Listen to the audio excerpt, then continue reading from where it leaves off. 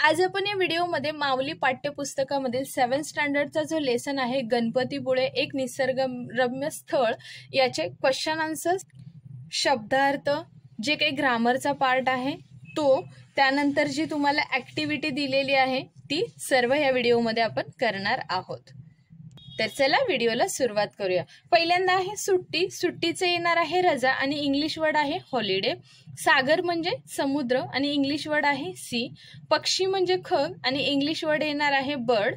विशालचे येणार आहे विस्तृत म्हणजेच वास्ट। डोंगरचे येणार आहे पर्वत म्हणजे माउंटेन आणि गावचे येणार आहे खेडे म्हणजेच विलेज। त्यानंतर आपल्याला स्वाध्याय म्हणजे एक्सरसाइज बघायची आहे। पहिला आहे मौखिक, ओरलचे जे क्वेश्चन आहेत ते पहिल्यांदा बघूया। पहिला आहे तुम्हाला आवडणारे प्रेक्षणीय स्थळ कोणते। प्रेक्षणीय म्हणजे जिथे आपण काही बघायला जातो ते स्थळ कोणतं आहे, तर तुम्ही तुमच्या आवडीचं कोणतंही स्थळ लिहू शकता। तर मला काय आवडतं, रायगड किल्ला। त्यानंतर सेकंड नंबरचा क्वेश्चन आहे अष्टविनायकांची नावे सांगा। आता अष्टविनायक किती आहेत, तर 8 आहेत। तर त्यांची नावं काय आहेत, मोरेश्वर आहे, मोरेश्वर गावचा आहे तो मोरगाव, कोणत्या जिल्ह्यामध्ये येतो, पुणे। सिद्धिविनायक कुठे आहे, तर सिद्धटेक अहमदनगर। थर्ड आहे बल्लाळेश्वर, तर तो कुठे आहे, पाली, तो कुठे येतं, रायगडमध्ये। वरदविनायक महाड रायगड। चिंतामणी थेऊर पुणे। गिरिजात्मक लेण्याद्री पुणे। विघ्नेश्वर ओझर पुणे आणि शेवटी आहे महागणपती रांजणगाव, ते कुठे आहे तर पुणे। अशा प्रकारे तुम्हाला याची 8 नावं सांगायची आहेत। आता थर्ड नंबरचा क्वेश्चन आहे गणपतीपुळे जवळ कोणकोणती प्रेक्षणीय स्थळे आहेत। प्रेक्षणीय स्थळ म्हणजेच काय, तर जी आपण बघू शकतो। पहिला आहे वळणेश्वर, दुसरा आहे जयगड लाईट हाऊस, जयगड किल्ला, मालगुंड, लक्ष्मी गणेश मंदिर, भंडारपुळे बीच, आरेवारे बीच, कोकण संग्रहालय, गणपतीपुळे बीच आणि स्वयंभू गणपती मंदिर। सो ही स्थळं जी आहेत, हे जे स्पॉट आहेत हे आपण बघू शकतो। त्यानंतर आहे रायटिंग वाले क्वेश्चन आहेत।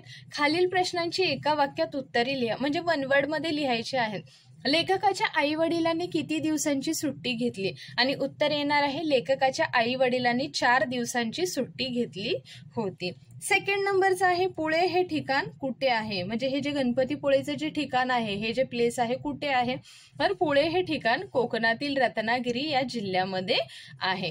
थर्ड नंबरचा क्वेश्चन आहे प्रदक्षिणा घालण्यासाठी काय करावे लागते, म्हणजे जेव्हा मंदिराला प्रदक्षिणा घातली जाते तेव्हा काय करावं लागतं, तर आन्सर आहे प्रदक्षिणा घालण्यासाठी संपूर्ण डोंगर पादाक्रांत करावा लागतो। पादाक्रांत म्हणजे फिरावा लागतो। फोर्थ नंबर आहे डोंगरावरून गावे कशी दिसतात, तर उत्तर येणार आहे डोंगरावरून गावे लहान लहान चित्रांसारखी दिसतात।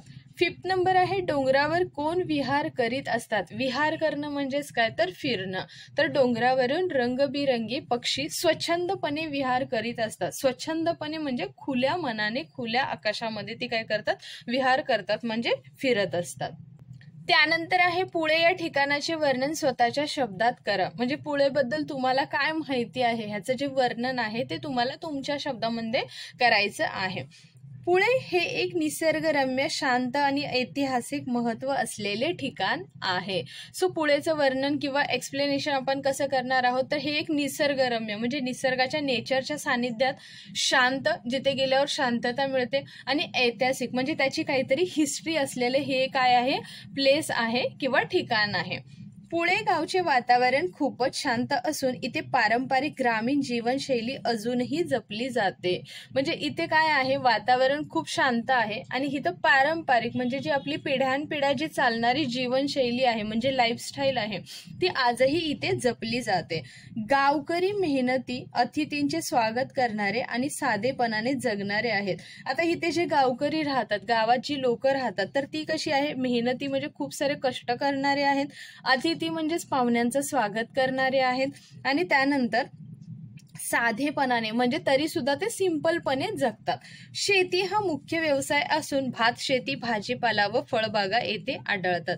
आता ह्यांचा मुख्य व्यवसाय कोणता आहे, मुख्य बिझनेस काय आहे, तर शेती आहे। आता शेतीमधनं ते लोक काय करतात, तर भाताची शेती काढतात, भाजीपाला करतात किंवा फळबागा सुद्धा करतात, म्हणजेच काय, तर इथे आपल्याला आढळून येतात, बघायला मिळतात। जर एखाद्याला शहराच्या धकाधकीच्या जीवनापासून दूर जाऊन निसर्गाच्या सानिध्यात काही दिवस घालवायचे असतील तर पुणे पुळे हे एक उत्तम ठिकाण ठरते. जर तुम्हाला खूप कंटाळा आला असेल तर तुम्ही पुण्याच्या ठिकाणी जाऊन थोडी तुमच्या मनाला शांतता घेऊ शकता. अशा प्रकारे तुम्हाला पुणे या ठिकाणाचं वर्णन करायचं आहे. त्यानंतर आहे समानार्थी शब्द. सुट्टीचा दुसरा शब्द येणार आहे रजा, वृक्षाचं येणार आहे झाड किंवा तरू, फूलचं येणार आहे पुष्प किंवा सुमन, सागरचं येणार आहे समुद्र, विरुद्धार्थी शब्द येणार आहे मोठेचं लहान आणि लक्षचं येणार आहे दुर्लक्ष. त्यानंतर वचन बदलायचं आहे, सिंग्युलर टू प्लुरल करायचं आहे. झुडूपचं एक असेल तर झुडूप असणार आहे, खूप सारी झुडपे असणार आहेत. एक असेल तर फूल असणार आहे, खूप सारी फुले असणार आहेत. वृक्ष जर एक असेल तरी पण वृक्षच येणार आहे आणि खूप सारे असतील तरी पण ती वृक्षच होणार आहे. त्यानंतर आहे ऍक्टिव्हिटी. तुम्ही नुकत्याच भेट दिलेल्या निसर्गरम्य स्थळाचे वर्णन करा. म्हणजे जिथं तुम्ही कुठे बघायला गेला होता, निसर्गरम्य जे स्थळ आहे, प्लेस आहे, त्याच्याबद्दल तुम्हाला ते वर्णन करायचं आहे, म्हणजे एक्सप्लेन करायचं आहे की ते कसं होतं काय. आता मी इथे लिहिलं आहे रायगड किल्ला हा महाराष्ट्रातील एक महत्वाचा किल्ला आहे. म्हणजे हा एक इम्पॉर्टंट फोर्ट आहे जो छत्रपती शिवाजी महाराजांनी मराठा साम्राज्याची राजधानी म्हणून निवडला होता. हा किल्ला सह्याद्रीच्या पर्वत रांगेत असून महाड शहराच्या जवळ आहे. सो तो कुठे आहे ते लिहायचं आहे. याच किल्ल्यावर शिवाजी महाराजांचा मृत्यू झाला होता. तेथे महाराजांची समाधी सुद्धा आहे. सो महाराजांनी म्हणजे महाराज शेवटचे कोणत्या गडावरती होते तर रायगडावरती होते. तिथेच त्यांचा मृत्यू झाला होता आणि तिथेच महाराजांची समाधी सुद्धा आपल्याला बघायला मिळते. हिरकणी बुरुज, जगदीश्वर मंदिर, महाराजांची समाधी यांसारखी ऐतिहासिक ठिकाणी येथे आहेत. मग इथे आपल्याला गेल्यावरती काय काय बघायला मिळतं तर हिरकणी बुरुज, जगदीश्वर मंदिर, महाराजांची समाधी ही काय आहेत, ही हिस्ट्रीवाले जे प्लेस आहेत किंवा ठिकाणं आहेत ही आपल्याला इथे बघायला मिळतात. त्यानंतर आहे खालील चित्र पाहून तुमच्या मनात कोणते विचार आले ते लिहा.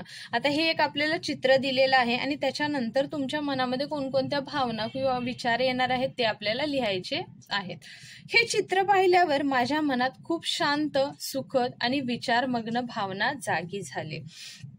ज्यावेळेस मी हे चित्र, ही जी इमेज बघितली त्यावेळेस मला खूप शांतता वाटली. सुख म्हणजे मनापासून मला असं खूप असं रिलॅक्स वाटत होतं आणि विचारमग्न भावना म्हणजे शांत, कधी कधी आपल्याला असं वाटतं ना ध्यानस्थ राहावं किंवा शांत राहावं अशी जी भावना आहे, अशी इच्छा माझ्या मनात आली. आकाशात चंद्र आणि तारे चमकत आहेत आणि त्या चंद्राचे प्रतिबिंब पाण्यात स्पष्ट दिसत आहे. आकाशामध्ये काय काय चमकत आहे तर चंद्र आणि चांदण्या म्हणजे तारे चमकत आहेत आणि जो चंद्र आहे त्याचं जे प्रतिबिंब आहे, त्याची जी सावली आहे ती पाण्यामध्ये स्पष्ट म्हणजे क्लिअर दिसत आहे. आजूबाजूला झाडं आहेत आणि एक मुलगा सरोवराच्या काठावर उभा आहे. म्हणजे तलावाच्या काठावरती तो मुलगा उभा आहे. त्याचा चेहरा चंद्राच्या प्रतिबिंबाकडे वळला आहे. म्हणजे चंद्राची जी सावली आहे चंद्राकडे तो काय करतोय तर बघतो आहे. असं वाटतं की तो खूप विचार करत असावा. म्हणजे जेव्हा ते आपण बघतोय त्या चित्राकडे त्यावेळेस काय वाटतंय तर तो मुलगा खूप काही विचार करत असावा. कदाचित आपल्या स्वप्नांबद्दल, आयुष्याबद्दल किंवा निसर्गाच्या सौंदर्याबद्दल. आता फक्त आणि फक्त हे आपण इमॅजिन करू शकतो की तो कशाबद्दल विचार करत असेल. त्याच्या स्वप्नाबद्दल म्हणजे त्याचं ध्येय काय आहे, त्याच्या आयुष्यात म्हणजे फ्युचरमध्ये त्याला काय करायचंय किंवा निसर्ग किती सुंदर आहे याच्याबद्दल सुद्धा तो विचार करत असेल. मला असंही वाटलं की निसर्गामधील अशी शांत रात्र आपल्याला खूप काही शिकवते. आता मला असं पण वाटतं की ही अशी जी शांत रात्र आहे ह्याच्यातून आपल्याला खूप काही गोष्टी शिकायला मिळतात. शांत राहणं, आत्मपरीक्षण करणं, म्हणजे जसं आपण शांत राहू शकतो, आत्मपरीक्षण करणं म्हणजे स्वतःच निरीक्षण करणं, चांगल्या विचारांना महत्त्व देणं आणि चांगले जे विचार आहेत, जे पॉझिटिव्ह थॉट्स आहेत त्याला काय करणं, महत्त्व देणं. त्या मुलासारखं मला सुद्धा कधीतरी अशा सुंदर जागी जाऊन आकाशाकडे पाहत विचार करावं असं वाटलं. मग मला पण असं वाटतंय की मी पण कधीतरी एके दिवशी जाऊन असं शांत अशा ठिकाणी बसेन आणि खूप सारा काही जे काही आहे ते विचार करेन असं मला पण वाटलं. अशा प्रकारे तुम्हाला जे तुम्ही म्हणजे मनामध्ये विचार आणू शकता किंवा तुमच्या मनामध्ये येतात ते तुम्हाला लिहायचे आहेत. अशा प्रकारे तुम्हाला ही ॲक्टिव्हिटी कंप्लीट करायची आहे. आय होप तुम्हाला हा व्हिडिओ आवडला असेल. जर व्हिडिओ आवडला असेल तर चॅनलला नक्की लाईक आणि सबस्क्राईब करा. थँक्यू.